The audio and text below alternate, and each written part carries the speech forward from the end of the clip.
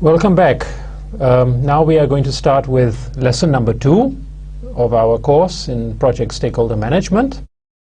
The first lesson, the previous lesson, I had just gone over some basic formalities, introductions, explaining what this course is all about, the methodology which I am employing with regards to teaching this course and with regards to the student assessment. As you can see, this is the last slide over here, which we talked about. And I had also shown you my course module handbook. And we looked at some old examination papers, midterms, sessionals, final examinations, covering the last 4-year period. You will have access to all this material.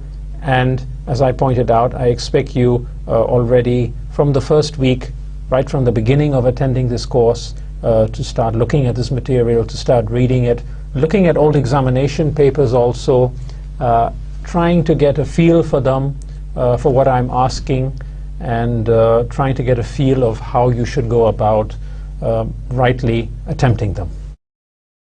Anyway, so what we want to do now in this lesson is we want to now look at the basics of the subject of project stakeholder management, which I had pointed out to you is a relatively new area of project management. It's been around for some time, but as a research area, as an area of teaching, it's actually very new, very unique. This is the only course in Pakistan. I'd also mentioned that to you last lesson, and there are only about 6 or 7 in the whole world. Well, project stakeholder management, it's an evolving subject, and it has risen to prominence as a specialized area of project management in the past 20 or so years, whereby I should add that most of the work which is being done in this area is only being done in the last 5 or so years. Now, there are actually several factors which have contributed to the surge in interest in project stakeholder management, and I'll be going over these factors later on when I talk about the 9 drivers of project stakeholder management. That is a few lessons down the road, so we'll all get to that. What I can say at the moment is that a lot of work still remains to be done to spread awareness about project stakeholder management in the project management community. A lot of the focus tends to be on technical aspects and not so much on stakeholder management aspects, although I personally feel that these are the most important subject which one has to deal with when one is involved in a project in some form or the other. When we are talking about project stakeholder management, we should consider that in project management degree programs all around the world, and there are dozens and dozens of project management degree programs, master level, even some in the doctoral level, you will very rarely find project stakeholder management, very rarely. And we like to ask ourselves, what is the reason for this? Why is it so difficult to come across project stakeholder management across the world? As I said, there are only about 6 or 7 courses in this subject at the degree level. Well, my research has shown that, first of all, it's not a well understood specialized field of project management. There are so many different aspects to project stakeholder management that people really do not sort of have a grip or have an understanding of what it all entails, what's it all about. It's much easier to concentrate, for instance, on scheduling, on time management, on cost management, risk management, things like that, where the contours, where the boundaries of the subjects are more well defined than it is on stakeholder management, which is interfacing with many different subject disciplines, which we'll also come to later on. There is a dearth or a lack of qualified faculty, as well as a lack of subject textbooks. You'll find in the whole world, you won't find more than this many books on project stakeholder management, while you'll find a whole library of books on project management. Obviously, if the subject is not being taught, then it's going to be very difficult to find people who can actually sort of teach the subject, because the teachers themselves, they had to be somehow exposed to project stakeholder management. They had to have some understanding of project stakeholder management. They had to be acquainted with it somewhere. And if you have no points of acquaintanceship or no points of interfacing, then it's very difficult to find faculty who would be interested or who would be, you could say, qualified enough to teach the subject. In my opinion, another reason why you don't find project stakeholder management much in degree programs is because of the dominating influence of the Project Management Institute's PMBOK standard, the Project Management Body of Knowledge. Many of you might have heard about that. It's a big craze at the moment. Everyone wants to be PMI certified, PMP certification. And if you look at the project management institutes and the bodies of knowledge which have come out, and they have been evolving over time. It's currently, I think, in the fifth or so edition. I have to check up. But if you look at this body of knowledge standards, you will see that there is no specific area on stakeholder management. You have the 9 knowledge areas, you have the integration management, you have the communication management, which is, of course, very closely related to stakeholder management, and you have the risk and the quality and the human resource management, which is also stakeholder management in a way. But you don't have an area which is specifically, comprehensively, holistically on stakeholders. What you do is you have all the areas which are interfacing with stakeholders, like human resources, like communications, like procurement, but you don't have an area specifically for stakeholders. In the latest edition of the Project Management Institute's body of knowledge, you have some processes which are specifically stakeholder related, for example, stakeholder identification. That is something which is coming in now, slowly, and hopefully in the coming standards there will be more emphasis of this subject. But as it is at the moment, the tendency is more to focus on other areas other than stakeholder management. There is also, I feel, sadly, a tendency to focus teaching of project management on the so-called hard or technical aspects of the subject. Hard aspects, scheduling, all kinds of tools are there, CPM and PERT, and all kinds of networking diagrams. You have cost management, you have risk management with all kinds of processes and tools and so forth and so forth. All the more sort of harder aspects of project management. I have nothing against it. Excellent, very good, but it should not be exclusively on hard technical aspects. One has to also look at the social dimension, the human dimension. And this is where project stakeholder management comes in. It looks at people, it looks at institutions, associations, organizations as collection of people, and it tries to focus on them, looks at sociological aspects, looks at psychological aspects, looks also at other aspects, and these are, I think, as important as focusing on the hard or technical aspects, which tend to be the dominating aspects in the teaching of project management. Sometimes stakeholder management is confused with project human resource management. Students, they come to me and they say, we don't understand why are we being taught stakeholder management? I mean, we're being taught human resource management. Human resource management is stakeholder management. Not exactly. Human resource management is one small area of stakeholder management, a very small area. Everything which comes under human resource management is stakeholder management relevant, but stakeholder management goes way beyond human resource management.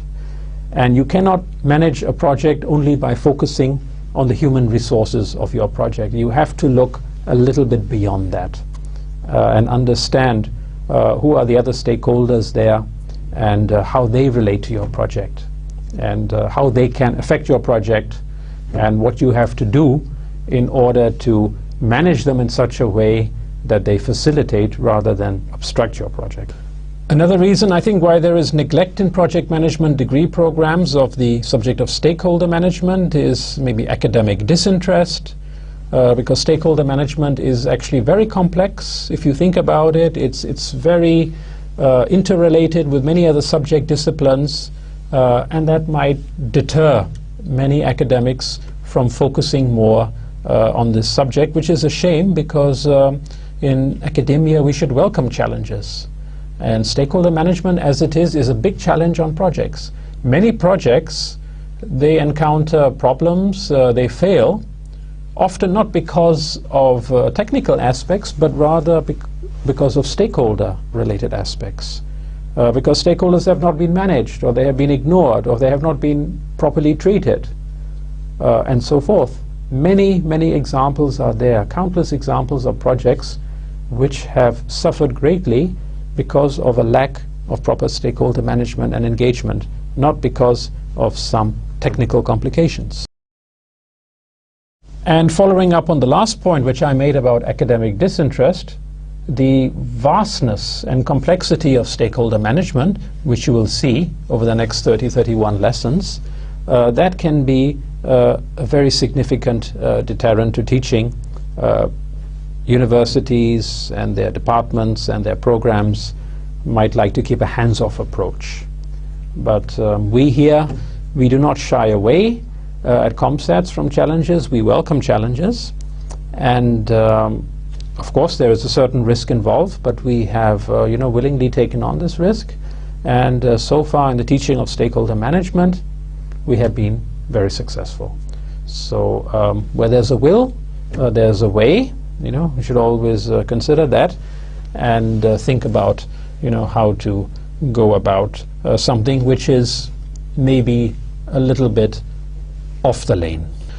There is a lot of research on project stakeholder management, but as I had pointed out earlier, it's in bits and pieces. You have hundreds of articles, research papers, and journals. You have lots of case studies, you have lots of white papers, you have lots of reports by NGOs, by consultants, by government agencies. You have a lot of information on the internet. There's no shortage of information. The problem is that information has not been, sort of brought together. It's not been catalogued. It's not been processed properly.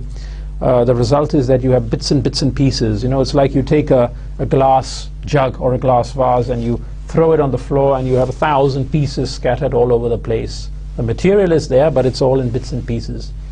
And that's how it is with project stakeholder management at the moment. I think in 10 or 15 years that's not going to be the case. This is a futuristic oriented subject. So when you are doing this subject, you are looking at the future. You are not looking so much at the past. But there's not a single comprehensive textbook available on this subject at the moment. Now, we just talked about why project management degree programs are tending to neglect the subject of stakeholder management, which is, of course, not good. But now let us look at why project managers, project practitioners, why there is a tendency to avoid the subject of project stakeholders. Why do managers, why do supervisors, administrators, practitioners, why do they all tend to avoid the stakeholders or talking about stakeholders? Again, in my experience, in my research, has shown that there are quite a few factors which merit consideration.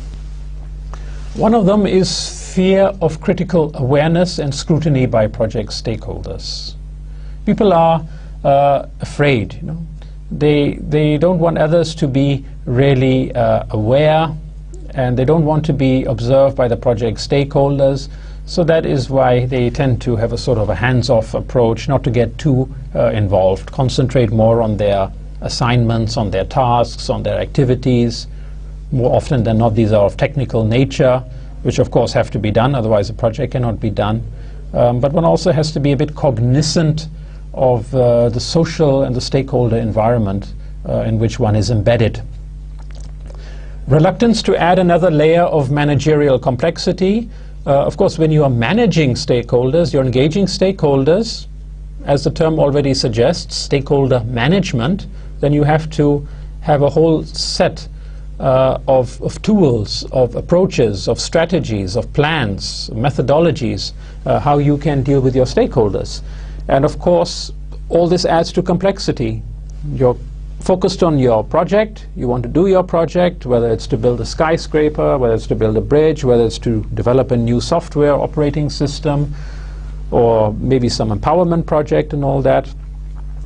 And then you have to complicate matters by systematically engaging, managing your stakeholders, and that can have a deterring effect, you know, on some practitioners. Another factor which causes a neglect, in my opinion, is the resource issue. There's limited time. You know, project managers, project practitioners are always under time pressure. Their resources, they have a budget, you know, they have to do things within a certain cost. And these are all, you know, limited. There are constraints.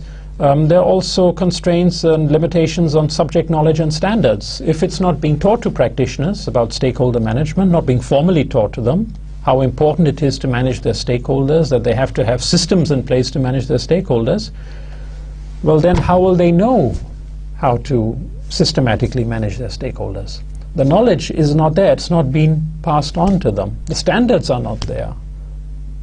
So this is something, you know, which has to be taken care of, and that's why we have a subject like this. This is why we have this course here, so that you become aware of these issues, so that when you become a project practitioner, that you will then consider the stakeholder issues also. Focus on the triple constraint, the cost and the time and the scope of the project. As I said, too much focus on technical things. Often people have a misperception that stakeholder issues are routine and easy to resolve. You have a disagreement with someone, oh, no problem, disagreement will be resolved. It's not always like that. Sometimes, you know, disagreements cannot be resolved so easily. Sometimes there are conflicts. Conflicts sometimes can turn into crises. There can be a lot of tussle going on between stakeholders. And these things, they have to be addressed. And unless you do that, you know, systematically, prudently, well, then they can escalate. And when they escalate, that can cause a lot of problems for your project. So by neglecting such issues, by ignoring such issues, it's not good for the project. You have to have systems in place to manage stakeholder issues. Why are there, for instance, problems? What problems are there? Why are they there? Between who are they? How have they evolved over time? Where are they going? How can they be resolved? How can they be prevented in future? These are all things one has to systematically think about. And when you can do that, it's very good for your project. But of course, you know, one has to be aware that one has to do these things in order to facilitate your project. And finally, I found out, again through my research, through talking to project practitioners, many say stakeholder management is not their responsibility. They have their tasks, they have their assignments, technical, otherwise, but stakeholder management is not their responsibility. They have no time for that. Fair enough, but that is no reason to neglect stakeholder management. If they cannot do it, then there should be some entity within the project which can manage stakeholders on their behalf or otherwise. Many project managers have technical engineering backgrounds, and they often are unaware of the need for and intricacies of complex stakeholder management and engagement. It's a whole subject in itself. Actually, stakeholder management can be a whole degree program in itself. But someone who comes with a master degree in engineering or IT will perhaps not really appreciate how important the stakeholder management is. It has to be formally taught to them. It has to be passed on to them. They have to be made aware of it. Anyway, to cut a long story short, there are many reasons why the subject of project stakeholder management has not been given due consideration, which it should have been, both by academics as well as by practitioners in the context of project management. And that is what we are trying to overcome in this course. Already I have taught a few hundred professionals this subject, and it is making a difference. This is the feedback I get. And hopefully now with this virtual program, which you all are participating, which I'm told there's already quite a large number of participants, that gradually there will be more understanding and appreciation of the role and the importance of project stakeholder management, and the tools, the processes, the whole methodology and everything which goes around with it, the whole system, will become more familiar to organizations, and the quality of stakeholder management and engagement will improve with the passage of time, and I'll be very happy when that happens. Now, there are some people who have really tried to contribute a lot to this field of stakeholder management. And the one person who is often credited with starting this whole stakeholder management movement, not in the context of projects, but rather on a sort of a corporate organizational context, is this gentleman over here. This is Professor Freeman. He wrote a book in 1984, Strategic Management, a Stakeholder Approach. This is the book which is, you could say, the foundation of the stakeholder literature. Since then, a lot of publications have come out in the context of project management, mostly in the last 5 or 6 years, as I had mentioned earlier.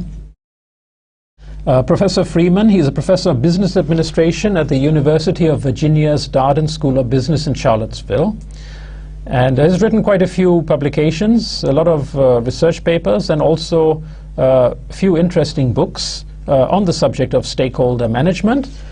Here, as you can see, if you click on this little image over here with the title, it's a little book image, Stakeholder Theory, the State of the Art.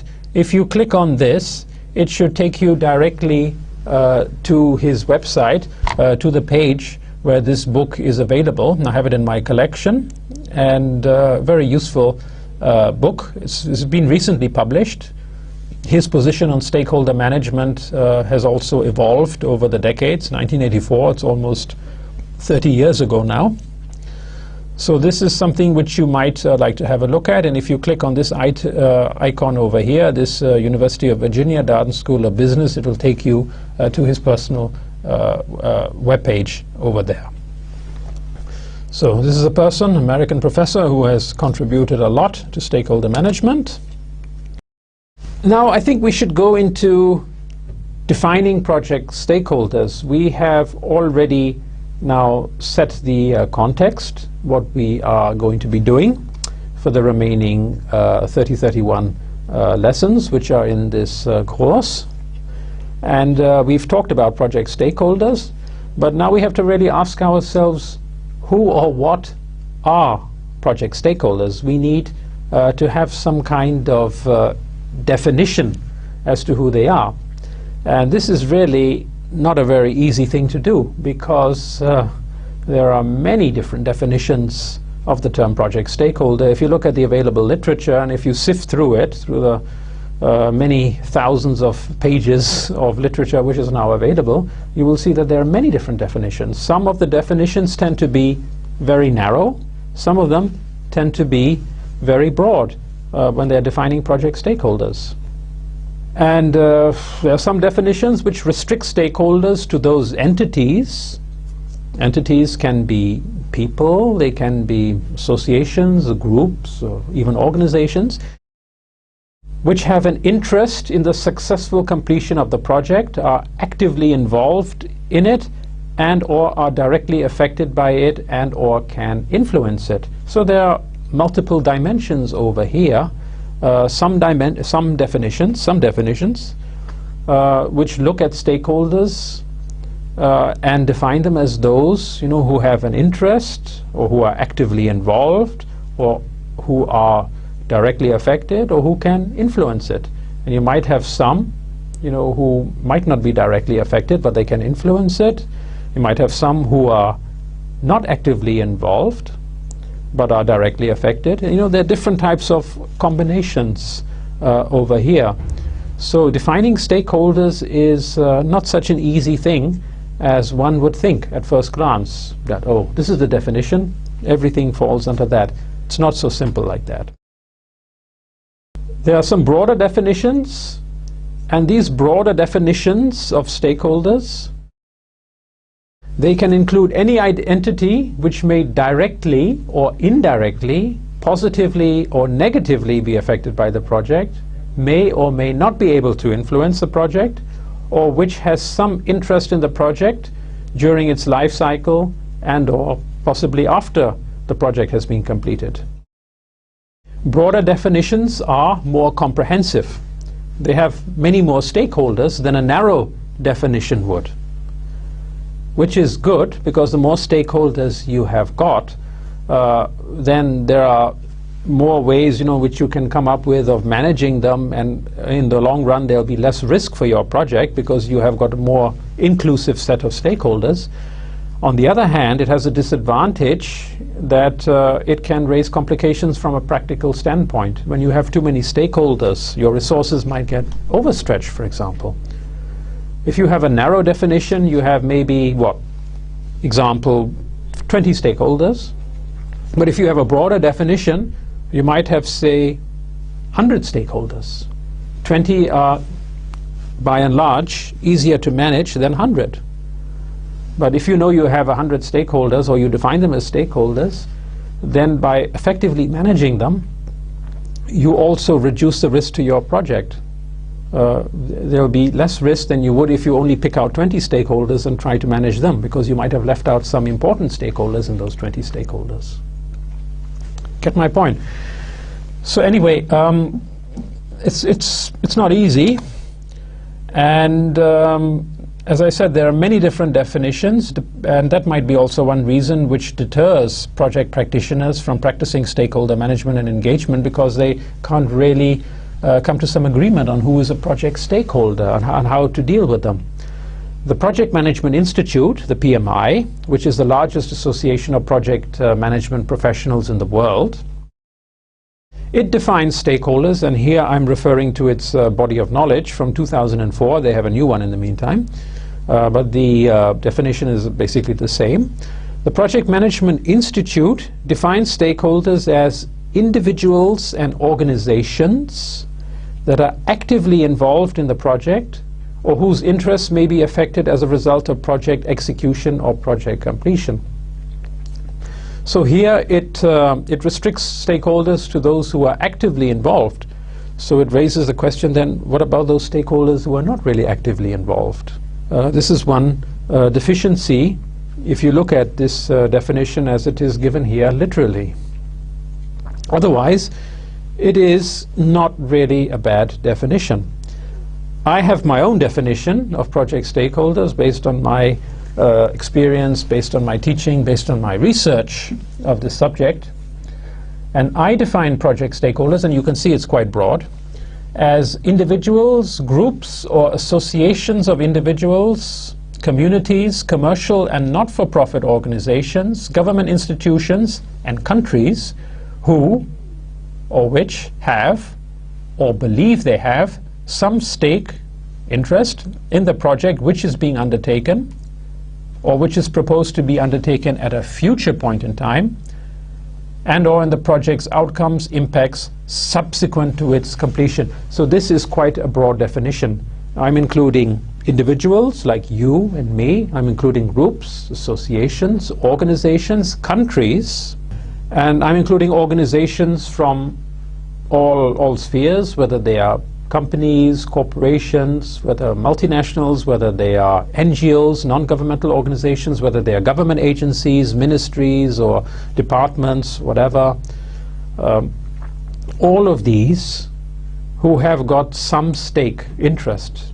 And an interest or stake can be many many types. It can be economic interest, can be financial interest, could be some environmental interest or social interest or cultural interest, or all kinds of interests are there, which we will look at also later on in this course.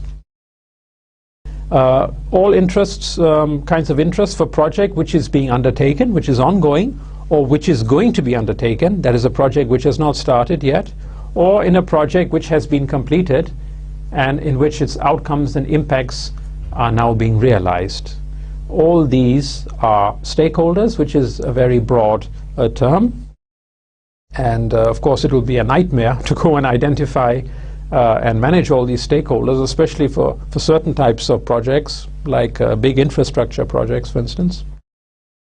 But this is something which has to be done, I think. One has to take a more broader view of who a stakeholder really is, and this is now the tendency also in the stakeholder management literature, is to take a more broader perspective away from these very narrow definitions. As I said before, all this complicates matters, but that is why, you know, we have to develop this subject and in such a way that we can give hints, we can give tips, we can give assistance and guidance to practitioners how to deal with their stakeholders.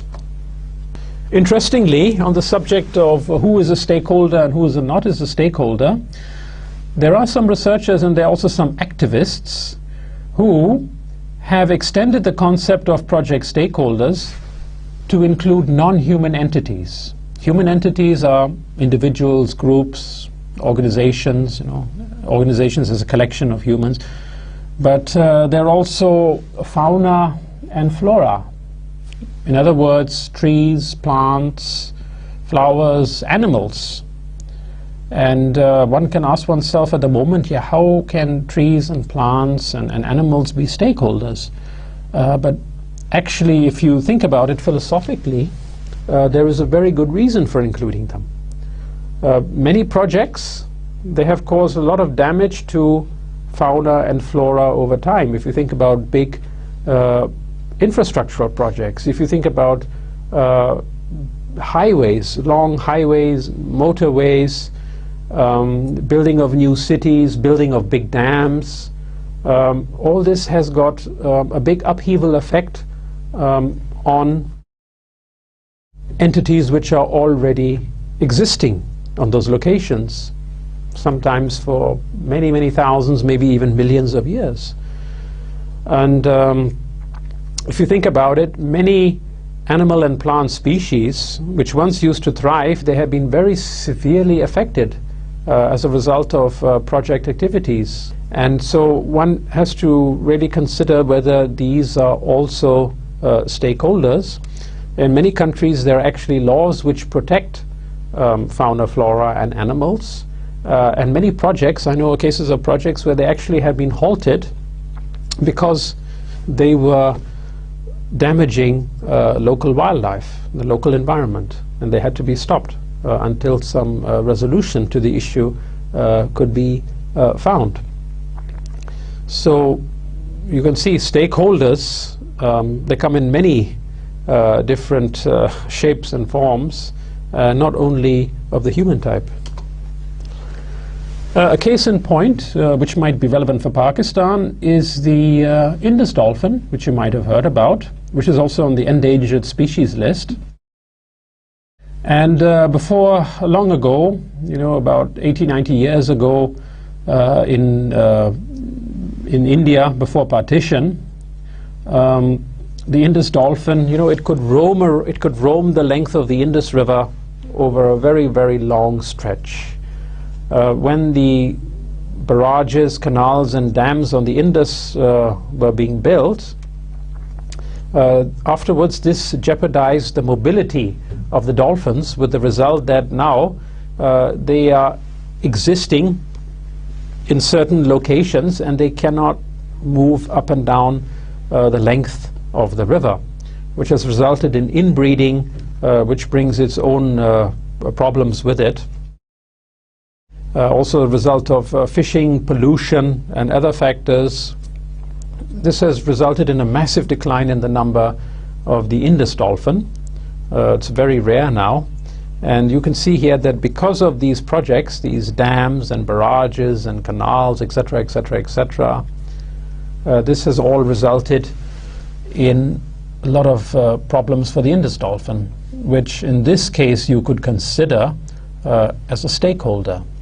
Question is, how do you manage and engage these stakeholders? You can't talk to them, you can't negotiate with them, of course, but there are other things you can do. When you are designing your dams and barrages, there are technical ways and means of trying to ensure that such creatures, that their interests are also catered for, that they can still move up and down over long stretches despite having barrages, canals there. Technology is there. Non-human and non-organizational entities, I've seen some research papers where it has been claimed that project stakeholders do not even have to be living entities. Well, who are these? Well, one example is the unborn generations. We talk about the future generations. We talk about ozone layer. We talk about global warming. We talk about pollution. We talk about all things climate change, everything which is happening. How are these going to affect our future generations? Well, where are all these things coming from? Where does pollution come from? Where does global warming come from? It comes from various things, from factories, from power stations, from aircraft, from vehicles, etc. These all started off as projects once. When they were being built, when they were being designed, when they were on the drawing board, they were all projects. And these projects, one of the impacts of these projects has been severe negative repercussions for our environment. And the researchers who mention unborn generations, they say that these are stakeholders because they are going to be affected by it one day when they come into this world. I think they have got a point over there. So, and that is why nowadays we talk a lot about the future generations. We have to do things in a sustainable way, sustainable development, so that the future generations are not affected. The future generations being the stakeholders in this context. Yeah, so many things. Types of project stakeholders. Well, people are people, organizations are organizations, groups are groups. They all have their different personalities. You have some people, some organizations, some groups who are very cooperative. They're very helpful. And when you properly engage them, when you properly manage them, they are very accommodating and they are willing to deal with you in an amicable and respectable manner. On the other hand of the spectrum, you also have those, who by nature or maybe by circumstances or maybe experience, they tend to be the other side. They tend to be totally uncooperative. They tend to be unhelpful, unreceptive. And it is a problem sometimes to deal with these stakeholders. But they are there. And they are stakeholders, and you have to deal with them whether you like it or not. You have to come up with a way how to properly manage and engage them. So you have one category of stakeholders here. You have got the very cooperative, the very receptive stakeholders. And on the other side of the spectrum, you have the very uncooperative and unreceptive stakeholders. And in between this area, you have all kinds of stakeholders. You have some which are generally very cooperative, helpful, others which are generally not very cooperative, not very helpful for your project, and some which are neither helpful nor unhelpful. And of course you have the time element. A stakeholder which today may be very cooperative, tomorrow may be very uncooperative. A stakeholder which today is very uncooperative, tomorrow may be very cooperative. It depends on many things, on circumstances, on context, on interests, on perceptions of loss and gain. and so forth. And of course, the way you manage and engage stakeholders. If you treat them with courtesy, respect, if you try to accommodate their wishes, then more often than not, they will also bend backwards to try and facilitate your project. Then if you were otherwise were to go and to use a very sort of not nice way of doing things, or if you are very rude, or if you are very authoritarian, or if you like to threaten and intimidate, that more often than not, that doesn't work. And if it does, it's not the right way, the ethical way of going about managing and engaging your stakeholders. So you have to be aware that on every project, big project, small project, you can have any number of stakeholders who have some interest in it, which you have to investigate, you have to define them, you have to categorize them, and then you have to consider that some of your stakeholders are going to be very helpful, some of them are not going to be helpful at all, and then you have all kinds in the middle. And good stakeholder management and engagement is about trying to identify this configuration and coming up, designing strategies and approaches in such a way that you try to get as many stakeholders on board as possible. On board meaning to support and to facilitate your project. That's what I call type A to type Z, and types B to types Y is everything in between. Type A, very cooperative, type Z, very uncooperative. Sometimes it works, sometimes it doesn't.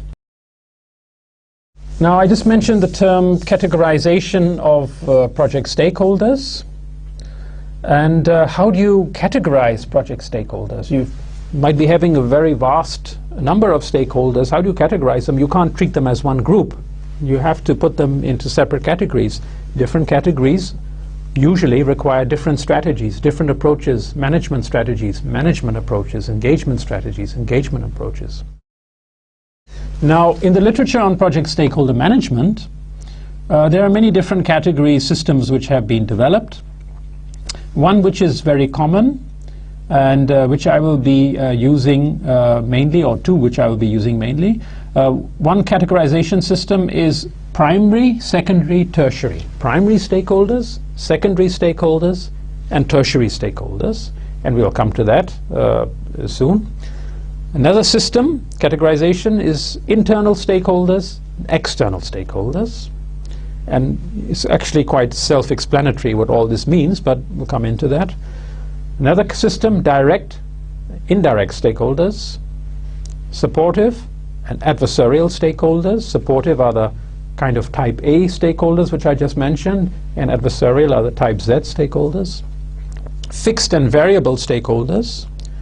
Fixed means they're on every project. You may be the CEO of an organization which is undertaking projects.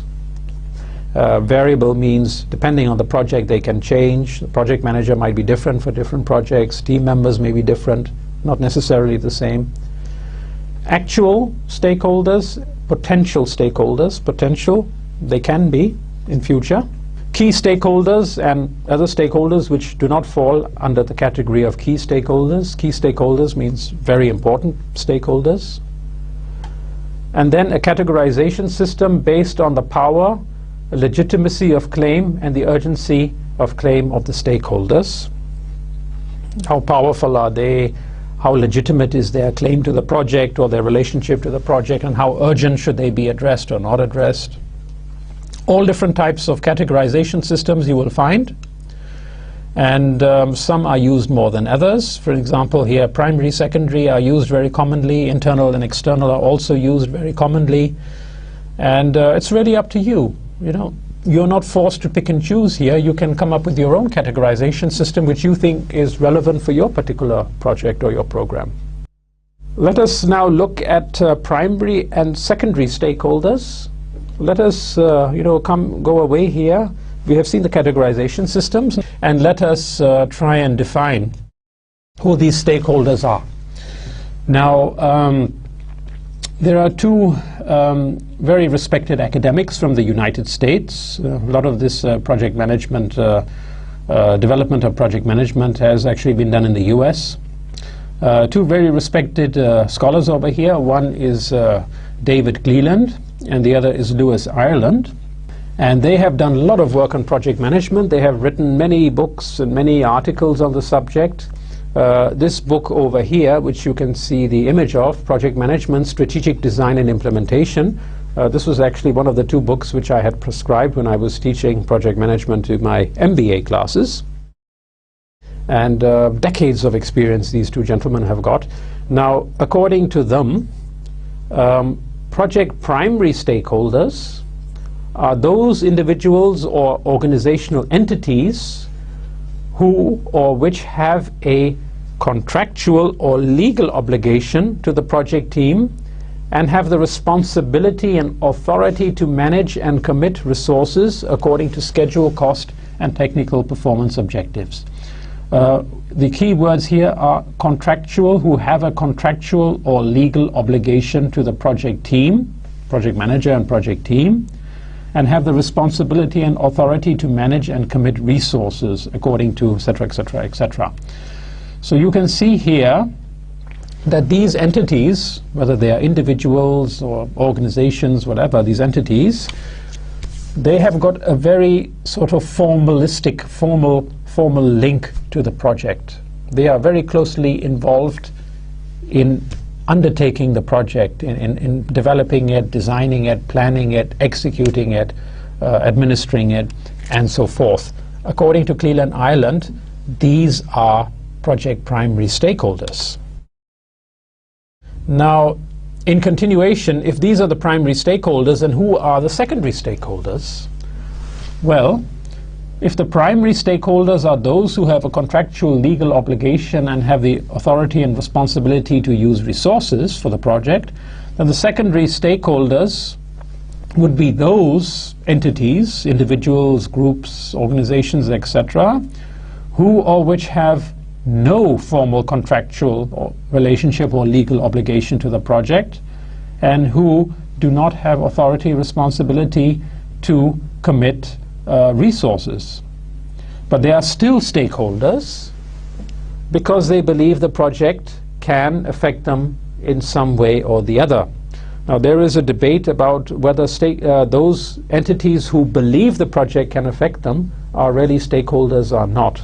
Well, that is a complicated thing, but basically they should be considered stakeholders, because even if they are not directly affected by it, or even indirectly, because of their interest in the project, they have got a certain power, the power to intervene based on the options which are at their disposal, which might be legal options, which might be political options, which might be other types of options which we'll be looking at later on in the course. And that is why they should be considered a stakeholder, because even though they might be sitting 10,000 kilometers away, they might have the power to disrupt your project if they want to. So even, as I said, even if they are not directly affected by it, or even indirectly, they still are stakeholders. Which of course makes things very difficult, because how do you find out, how do you investigate, how do you identify the stakeholders, you know, for your project? It might be you're doing a project in Pakistan, and someone sitting in Brazil or someone sitting in Hawaii might think he, she, it has a stake in it and wants to intervene. Very difficult, you know. But conceptually, we have to be aware of this fact. So primary stakeholders, according to Cleland Ireland, are those who have some sort of very formal involvement in the project, and secondary stakeholders are those who have no formal involvement. Cleland and Ireland do not use the term tertiary stakeholders, but you could consider tertiary stakeholders to be those who are really very remote from the project, but who still have some kind of interest, informational interest, for instance, in the project for some reason or the other.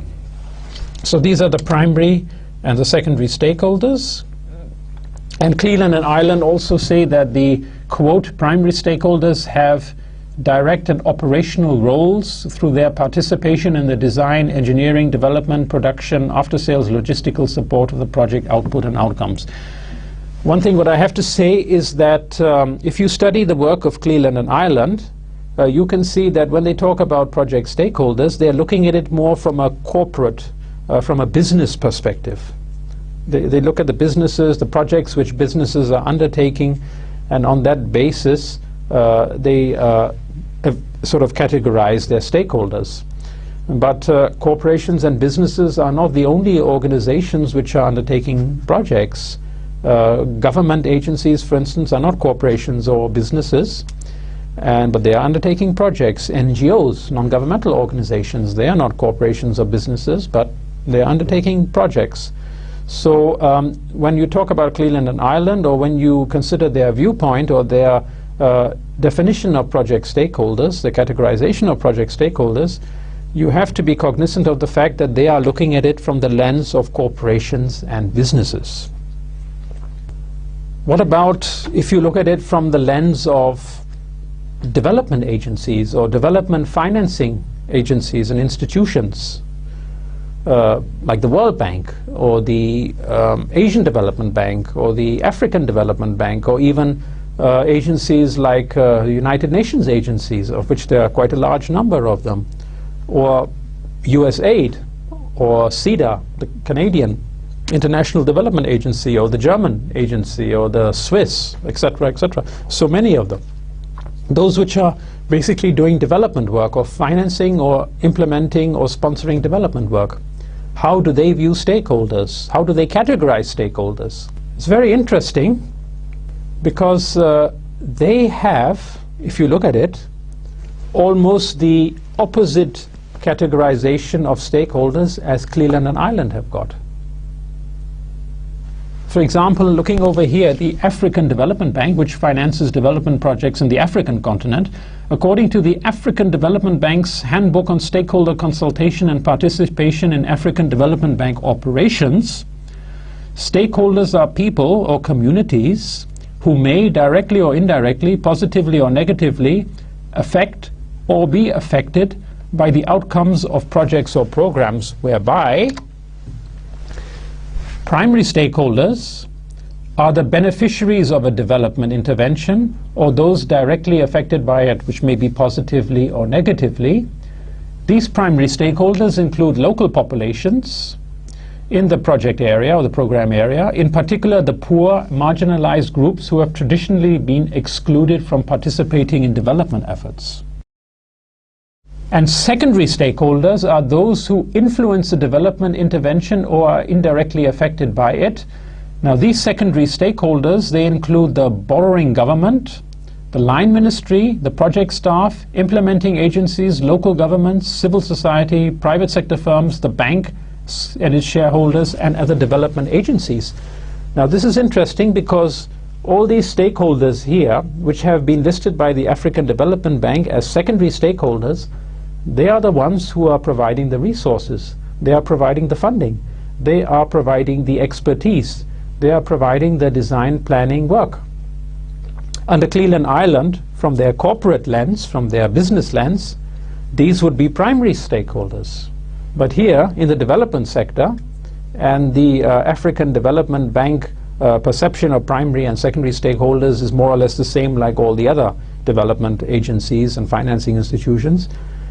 What Cleland and Ireland would consider primary stakeholders are considered here in the development context secondary stakeholders, and vice versa. Those which are, you could say, under Cleland and Ireland, which are secondary stakeholders, are considered here in the development context primary stakeholders. So the point I'm trying to make here is that there is no very hard and fast rule that these are your stakeholders, these are your categories of stakeholders, and they must fit in these categories.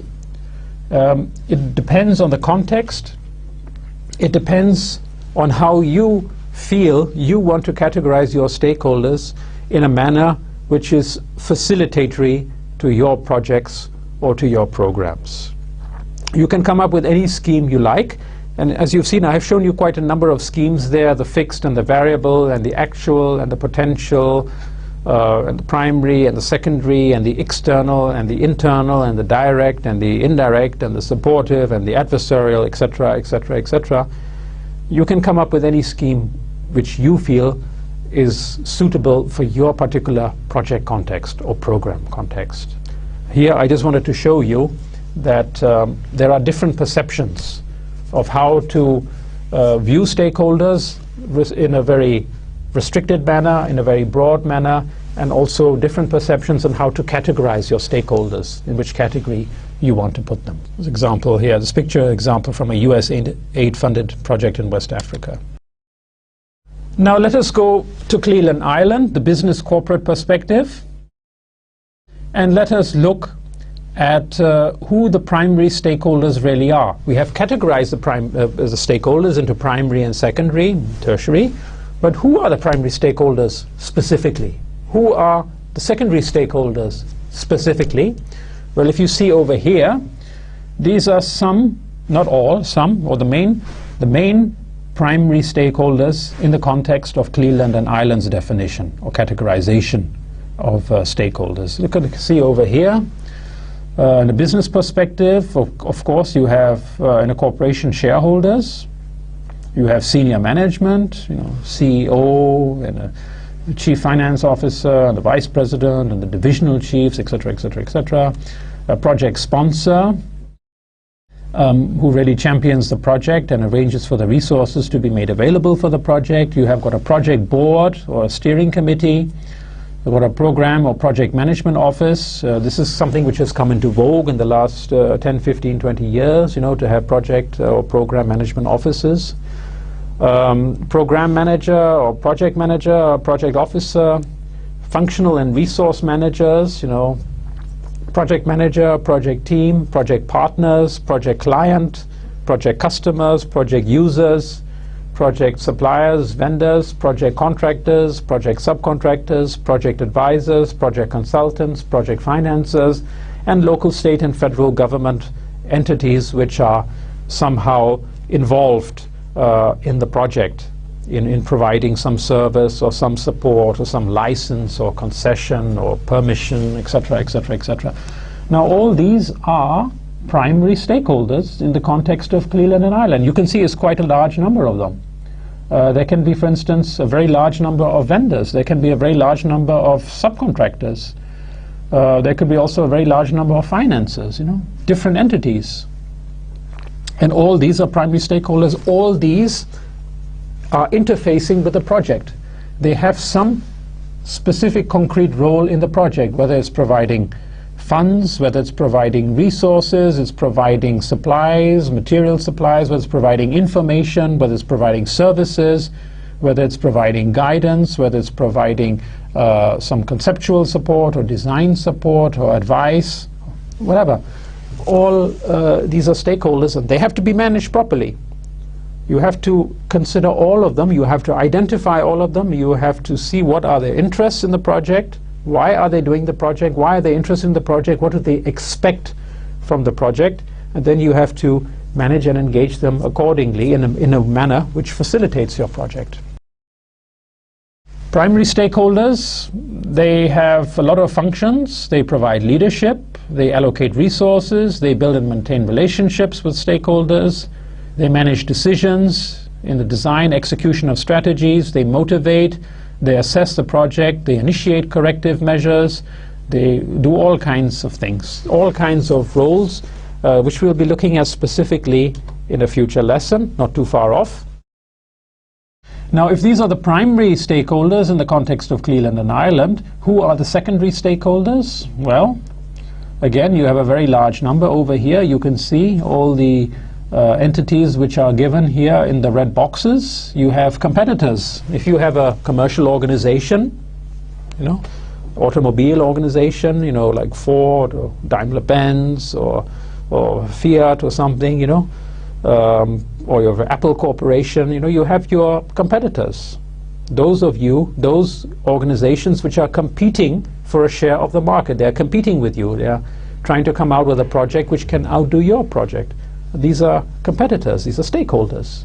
When you're doing a project, you're designing a new gadget, for instance, your competitors will be looking, or they are trying to find out what are they doing. What should we do in order to outdo them? So these are stakeholders. They have an interest in your project. Same way you have consumer interest groups. For all kinds of projects, you have consumer interest groups, who are concerned with various issues regarding those projects. You have got civic organizations, you have got professional organizations. The PMI, for instance, is a professional organization. All the project management professionals, very large number of them, at the moment going into a few 100,000, they are members of the PMI. Political organizations, you will see that projects often have got a political dimension to them. Political organizations are concerned. Look at the Karlsbach Dam, for instance, how much politics is going on over there, and how political organizations, some of them are vehemently opposed and some of them are vehemently supportive of this Karlsbach Dam. Religious organizations, private individuals and local communities. When something is happening in our neighborhood, some big building is going up, we as individuals, we as communities, we might be affected by such projects. Tourists, environmentalists, and intervener groups, which take a stance on projects and which try to influence their outcome and execution. People like me, academia and researchers. I am a stakeholder, a very remote one, admittedly, but I am a stakeholder in many big projects which are taking place around the world. Why? Because I teach project stakeholder management, and I'm very interested in the stakeholder dimension of those projects. I would like to know what exactly is going on with regards to stakeholders. How are they managing stakeholders? What opportunities do they have with regard to their stakeholders? What issues do they face or challenges do they face with regards to their stakeholders? This is all material, this is all information which is very relevant for my field of work. So I am a stakeholder there. The media, which reports on projects and which often influences our perception of projects. Local, state and federal government entities, they also have to keep in mind what's happening, because in future it might really affect them or the work or the services which they are providing. The general public in some very large projects, and countries or even groups of countries, or in the most extreme case the whole world, they can be a stakeholder in some projects. And we'll go into all these in the coming lessons, when we talk about specifically all these different stakeholder entities and how they relate specifically to projects. Now, as you can see, stakeholder management requires a lot of work to it. A lot of thinking has to go into it. A lot of creativity has to go into it. Stakeholder management and engagement is not about going into a shelf or going into a drawer and taking out a template. Okay, this is a project we are doing. We will apply this, and this template on this project. It's nice to have such points of reference or such pieces of reference, but with stakeholder management and engagement, you have to be creative. You have to think out of the box. You have to come up with innovative strategies. Innovative thinking is sometimes required, how to deal with stakeholders. Stakeholders all are very different. They have different personalities. They have different interests. They have different ways of processing information. They have different ways of behaving, different ways of expressing concern, of expressing support. And one has to sort of, when you're dealing with stakeholders, you have to adopt a very customized and a very individualistic sort of approach in your strategies. And you cannot do this with this kind of sort of template thinking. You have to really sort of think beyond. What works in one project with regards to stakeholders may not work in another project, and so forth. So you have to see, you have to visualize, you have to assess, you have to investigate, and you have to then base your strategies accordingly. We'll all come to that. Now, if you look at the primary stakeholder community, the stakeholders which in the sense of Cleveland and Ireland, which have got a legal obligation, which have got a contractual commitment, which have authority over the use of resources on projects. If you look at this category of stakeholders, you will see that they have many shared attributes. Being involved in the project, of course, is, you know, the most common attribute, but there are many sort of specific attributes which you have to look at over here. What do they all share? What do they all have in common? What unites them? What binds them? Well, these primary stakeholders who are all involved in a project, they all have a sense of purpose. There is a direction, and there is pursuit of a common overarching goal. This goal, of course, is the project. Every project has a goal, you know, which you have to achieve, whether it's building a new airport, or whether it's making a new iPad, or whether it is, you know, going and creating awareness about human rights in the local community, and so forth. Every project has a goal, and these primary stakeholders who are involved in these projects, they all have this common goal. They're all working towards this goal. You could say they're on an extended team. The contract-based relationship system, yes, everyone has got sort of a contract, you know, to perform their part of the work. It might be a big chunk of the work, it might be a very small chunk of the work, but there is a sort of a contract-based relationship system. Contracts must be honored, you know, the old saying. It's from Latin. And this is something which unites everyone, that they have a contract and they have to perform according to the contract. If they can't perform according to the contract, of course there are consequences, which might not be very nice, but they have to perform. That's expected from them. That is a shared attribute. Another attribute, a shared attribute, is typically a voluntary participation in a uni-organizational context or in a multi-organizational context. It might be just one organization which is doing the project. It might be several organizations which have teamed up to do the project. So there is this element of participation, voluntary, but in a uni or multi-organizational context. All the stakeholders expect some net benefits from their participation in the project. Why would you do something if you are not going to benefit from it? Whether it is, you know, in terms of financial, monetary, whether it's in terms of reputation, or, you know, we're a small company, but we worked on that huge project in Dubai or somewhere. Or whether it's relational. When you're working on a project, you come into contact with other entities which are working on the project. Relationships form, networks form, and that also is a big benefit in terms of future works and future projects. So this is another shared attribute. Legal and moral obligation to cooperate. It's not only the contract, which is a legal document which you have to follow legally, which is governed by contract law, but there is also moral obligation. If you are working on a project, you know, with others, then you have a moral obligation to work together with them, not to say, I'm not working with you, I'm just doing my job, that's it, I don't care about you, what you are doing. There is a moral obligation to communicate, to cooperate, to coordinate. This is a shared attribute. Mutual dependence and the need for close coordination. Well, this follows on from this obligation to cooperate. I mean, there has to be coordination, you know, who does what, in what order, what sequence of works, for instance. You know, there has to be some coordination taking place. And all the entities, the primary stakeholders who are working on this project, they all have their various respective assigned responsibilities for project phases, project tasks, and project activities.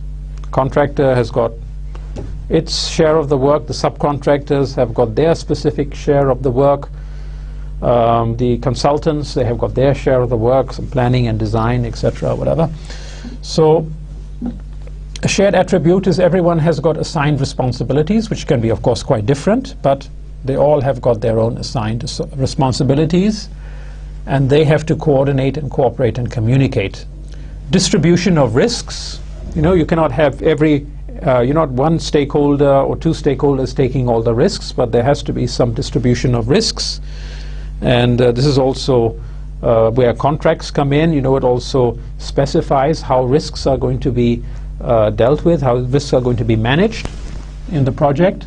Inputs, all the primary stakeholders, they have provide some inputs. Inputs can be material, physical, can be labor, can be financial, can be knowledge, can be skills, can be experience, can be expertise, information, etc., etc. So a shared attribute is all of them provide inputs. Some might be providing a broader spectrum of inputs, some might be providing a very narrow spectrum of inputs, but they all are providing some input for the project, without which the project cannot be realized. The primary stakeholders, they also apply, of course, technical and managerial systems, processes, tools, etc., in order to manage their part of the project. The stakeholders have a system of primary stakeholders have a system of reporting relationships. Subcontractors, they have to report. They have to the contractor. Contractor has then to report, to the owner or to the consultant who's managing the project, and the consulting manager has then got to report to the owner, etc. So there's a whole system of relationships and so forth. Another shared attribute of the primary stakeholders is that there is performance monitoring and evaluation and accountability for their work, for their involvement, for all of them, or there should be at least. And lastly, there are standards of professionalism which all of them have to abide by. This, you could say, is another shared attribute. So as you can see, there are a large number of attributes which really bind these primary stakeholders together, which together bring about the realization of the project. And without these, it will be really very difficult to realize the project, if not impossible to realize the project. So there is a contractual obligation, yes, legal obligation, but in addition to that, all these aspects which I have just listed over here, these shared attributes, which there are quite a large number of them, actually more than a dozen, they also are very important in the context of project management, and all the stakeholders have to sort of align themselves with all these points which I have raised over here. When you talk about the dimensions of complexity of managing and engaging project stakeholders, well, there are different dimensions of complexity. Just as there are different categories of stakeholders, there are also different dimensions of complexity of managing the stakeholders and engaging the stakeholders. Projects, as I pointed out, they can take place in many different contexts, and we will talk about classification, categorization of projects later on. But now if you look at this slide which I have prepared for you over here, 3 different boxes in the middle section of the slide. And here in the lower box, which has got a light blue background, box A, as you can see here with these little circles I put around at the edge, top left edge of the box. Projects can take place within organizations. Many projects do. Organizations themselves are divided into departments, divisions, sections, and so forth. It's quite conceivable that a project takes place within a department, say within the human resource department or within the IT department. A lot of projects take place in the IT departments, or within the accounting department or the finance department or the production department, whatever. What we call intra-departmental. Projects can also take place department-wide, covering the whole department. Projects can take place covering more than 2 departments, say finance and accounting, or R&D and production. You can have a project which goes over both departments. And projects can take place organization-wide over all the departments, and the organization may have branches in many different locations. So you will be having, for each of these categories within an organization, different sets of stakeholders, and there will be different dimensions of complexity in managing them. Normally, but not always, but normally it tends to be easier to manage stakeholders who are concentrated in one location, within one department, within one field, intra-departmental. Yeah. Normally, as I said, not always, there are many exceptions, but many times it's easier to manage these type of stakeholders than it is to manage stakeholders organization-wide, where you have got different departments with different cultures and different, sort of approaches and methodologies and personalities. There are different levels of management and engagement complexity here with regards to stakeholders. The same way, if you look at the second box, the box on top of it, the dark green box, which actually looks quite black here, box number B, inter-organizational. When you have got a few organizations, 2, 3, 4 more organizations which are working together on a project, like you would have, for instance, on a construction project, when you have contractors and subcontractors and consultants, etc., on a bigger project, well, then you have got a larger stakeholder community. Here I put internal and external, similar to what Cleland and Ireland use as primary and secondary. I've used here internal and external. You might have a community which is a stakeholder community which is fairly simple. On the other hand, you might have a inter-organizational project where you have a very complex stakeholder community. Inter-organizational, is quite possible it occurs within one locality, and organizations are from one locality, and they already might have interacted with each other on previous projects. They might have worked together with each other, so they tend to know how to deal with each other. Then you might have in box C sorry, the red box right on the top, you might have a very complex project where you're bringing organizations together which have never worked together before from different countries. You might be having, like, say, some stakeholders might be from China, some might be from Netherlands, some might be from Nepal, some might be from France, some might be from some other country, and they all have come together to do this project. And there are all kinds of issues. There are communication issues, there are cultural issues, there are personality issues, there are, the way you do work issues, your approach to doing work, your approach to time, and so forth. And this can be quite complex. It doesn't have to be large stakeholder community, but this heterogeneity, this differences which exist, cultural, communicational, philosophical, and so forth, this can give rise to a lot of complexities as far as stakeholder management is concerned. And there are many examples, where projects have encountered difficulties because of simple things like a simple miscommunication between people from two different cultures. And I was when I was in the US last year, I had attended the PMI Global Conference, which luckily for me was in Maryland, of all the places at that time.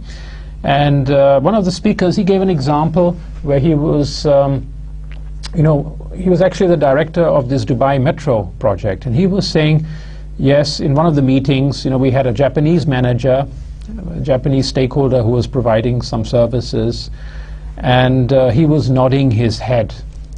So we thought, meaning the project team, that he was in agreement with our proposals and he would act accordingly. That was not the case, as they found out, later on, much later than was good for them. He was nodding his head only to indicate that he had understood what they were saying, not necessarily that he was agreeing what they were saying. But they took it, the nodding of the head, to mean that yes, he agrees what they are saying and he would act accordingly, which he didn't, and there were some complications for the project as a result of that. So these things, they can happen in a intercultural environment, and they happen more often than not, but this was just to hint to you that you have all kinds of stakeholder communities. You can have a very simple stakeholder community, you can have a very complex stakeholder community, and the complexities can be quite different. You cannot manage all stakeholders according to one model. This is my model, this is how I manage every stakeholder, whether it's a small project, whether it's a large project. No. You have to see the context of the project, and on that basis you have to come up with a strategy. I think that should be enough for this lesson. I think we've already covered quite a bit of ground. We are right at the very beginning of this course, and you can see that there is a lot to it. Stakeholder management and engagement is not an exercise in trivia. It's not a simple thing. it does require a lot of thinking, especially thinking, and also some very good action, also some based on some very good strategies and some good insight how to manage and engage your stakeholders.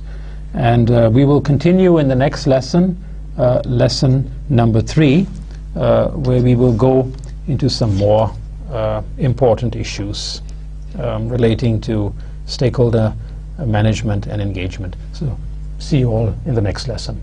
Bye.